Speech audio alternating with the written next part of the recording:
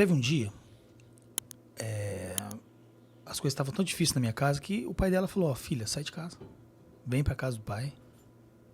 Isso a família toda já sabia? Não, já estava escancarado. Entendi. Já estava escancarado.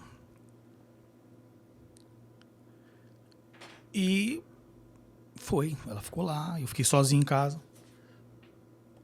Eu queria ver minha filha. Aí o que eu pensei? Vou levar um salgado. Minha filha gostava de comer salgadinho. Salgado de bar, salgado. Só que eu não tinha dinheiro para comprar o salgado.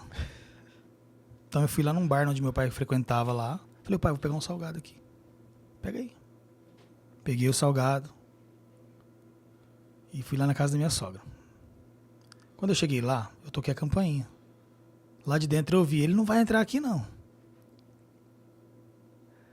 A primeira espada no peito. Pau. Toma. Receba. Mas eu não falo isso porque eu guardo mágoa, não. A minha sogra é uma mãe pra mim. Mas era preciso. E eu conheço, eu sei muito bem como ela é. Ela fala mesmo. Mas ela é uma mãe pra mim. Eu amo muito ela, Dona Alice. Minha filha saiu, papai. E eu com o salgado na mão, tipo assim, não abri o portão pra mim abraçar ela. Ela ficou pro lado de dentro, eu pro lado de fora. Eu comecei a pensar, que vida é essa? Estão tendo medo, né, de você? É o que eu pensei. Falei, que vida é essa? Vou fazer mal pra ela, né? Acho que eu vou pegar a menina e vou sumir com a menina. É minha filha, Aí, cara, eu dei o salgado e fui embora. Fui chorando embora. Chorando. Pensando em tudo isso. Eu tinha droga, né, pra usar. Tinha um pouco. Isso aí era acho que era um domingo, eu acho.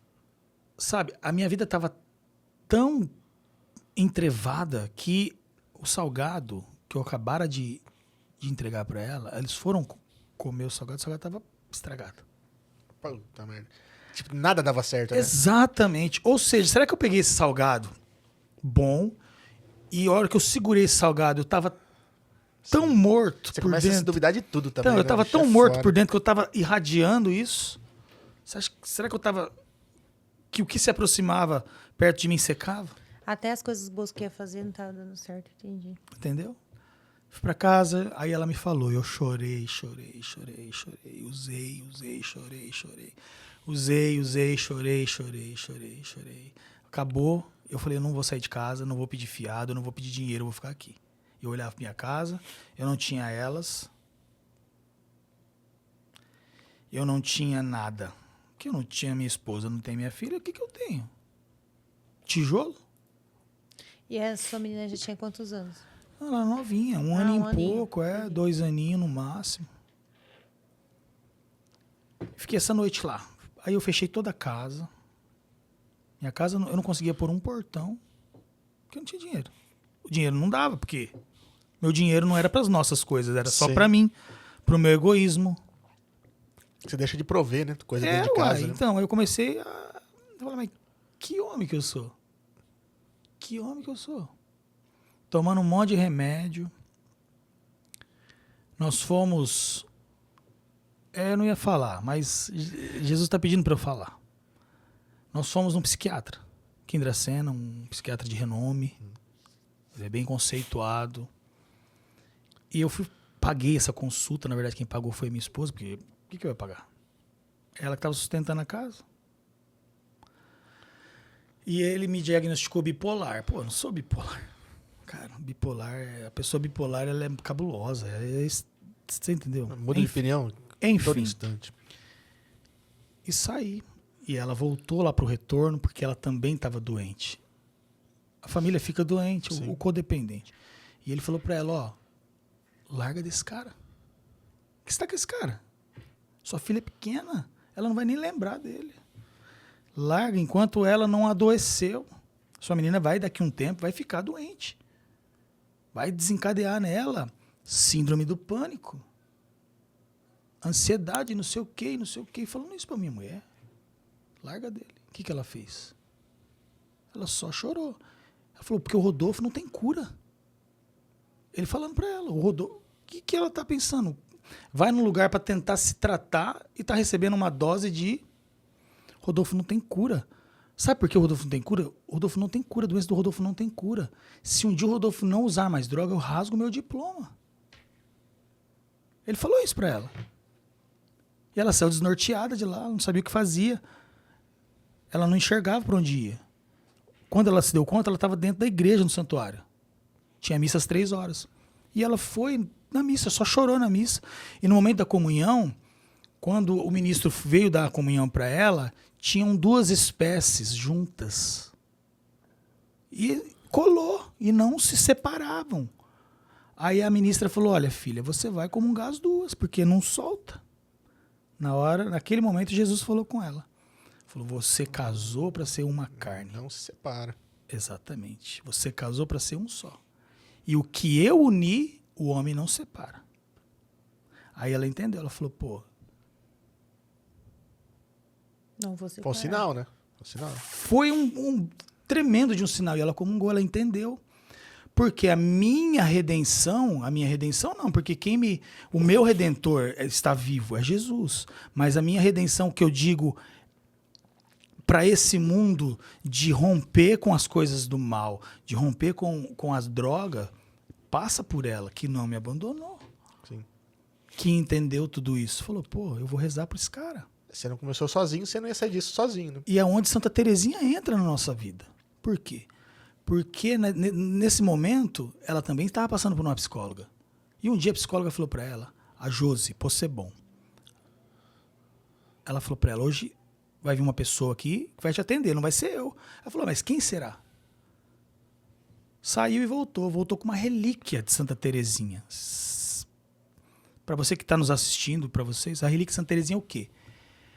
Ou é um pedacinho do corpo do santo, que a igreja já proclamou santo, ou é um pedacinho da roupa que esse santo usou em vida, uma relíquia de 2º grau, ou é algo que tocou numa relíquia e se tornou uma relíquia de 3º grau. E era uma relíquia de 1º grau. Era um pedacinho do osso. E ficou ali. Com ela. E a Josi saiu, a psicóloga.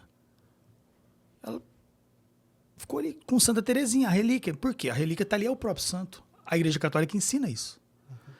E diz que, ela diz, né? Porque eu não vi. Que ela se derramou. E ela entregou. Ela falou, olha, eu não sei mais o que fazer. Eu nunca tinha ouvido falar de Santa Terezinha. Eu não sei mais o que fazer. É o meu marido, eu não quero isso pra ele. Eu casei com ele. E acabou. E eu, nessa noite escura, eu queria me matar. Agora eu vou falar da noite escura, que eu saí lá, que eu deixei o salgado lá. Sim. Eu só quis fazer um puxadinho antes. Sim, tranquilo. E eu comecei lá na minha casa, tranquei tudo, apaguei todas as luzes. Com o pensamento de me matar, já tinha traçado o plano. Eu não tenho coragem de me enforcar, não tenho coragem de me enforcar. Mas de dar um tiro na minha cabeça eu tinha. Mais rápido. É. Fui num traficante que eu tinha amizade. Falei pro cara, ô, preciso de um revólver. Você tem aquele revólver? Porque eu sabia que o cara tinha. Falei, mano, preciso de um revólver. Mas por que, doido? Você quer o revólver? Falei, não, o cara ali, ele tirou uma comigo. O cara me tirou. A conversa é essa. Ele me tirou, vou passar na casa dele, vou dar uns tiros na janela dele. A cabeça. Ló, se cair, é tudo com você mesmo, hein? É lógico que é tudo comigo. Enfim. Tinha tudo no jeito. Falei, a hora que você quiser. Então, o que eu comecei a planejar? Eu comecei a planejar que eu vou pegar um monte de droga, o revólver, vou uma quebrada que eu ia aí. Eu ia num lugar onde não passa nem animal. Só iam me achar dias depois, quando os urubu começassem a rondar, dar um tiro na minha cabeça e acabar com esse sofrimento. Porque eu pai eu não sou. Homem eu não sou. Marido eu não sou. O que eu sou? Não era nada, né? Um bosta. Perdão da palavra. O que eu sou? E quando a gente começa a dialogar com isso, Satanás ele coloca... Você lembra do desenho quando a gente era pequeno? Viu um anjinho, e o diabinho é assim. Vai surgir ideias erradas, né? É exatamente assim. O Espírito Santo vem com coisas maravilhosas para tua vida, mas o mal vem querendo te arrastar. E se você não tá ligado a Deus, Aonde a ausência de luz é o quê? Escuridão. Eu estava totalmente na escuridão. E eu comecei a ouvir.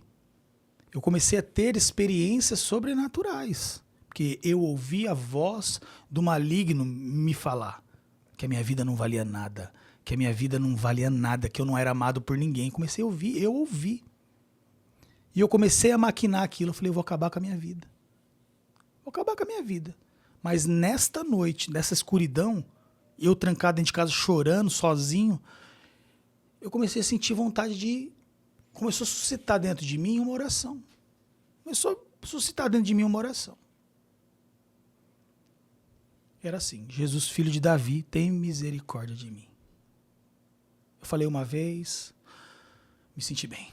Falei 2, falei 3, falei 4, falei 10, falei 20, falei a noite inteira. Eu fiquei falando, Jesus, filho de Davi, tem piedade de mim, chorando. Ia no quarto da minha filha com cheirinho de nenê, cara.